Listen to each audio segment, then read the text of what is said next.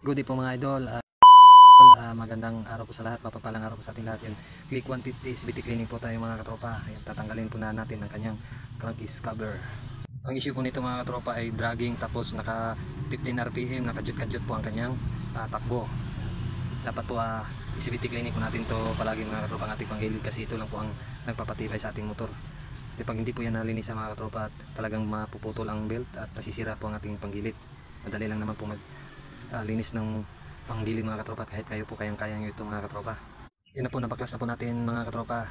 Tatanggalin natin lahat para po malinisan natin ang kanyang clutch shoe. Panorin nyo lang po mga katropa kung ano po ang aking ginagawa para po matuto kayo na hindi na po kayo magbayad ng labor. Madali lang naman po ito.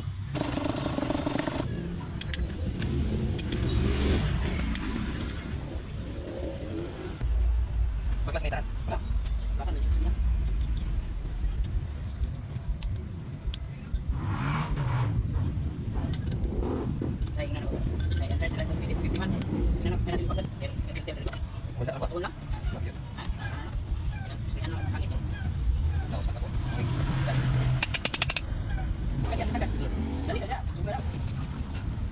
Putol kasis?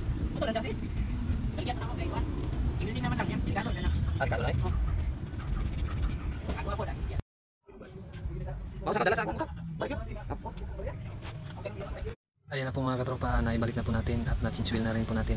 Iwasan po natin gumamit ng mga picking langis po dahil nakakasama po yun sa makina. Ayan, ganyan po ang ating gagamitin pang scope. At idadamay na rin po natin linisan ng kanyang airbox filter mga katropa.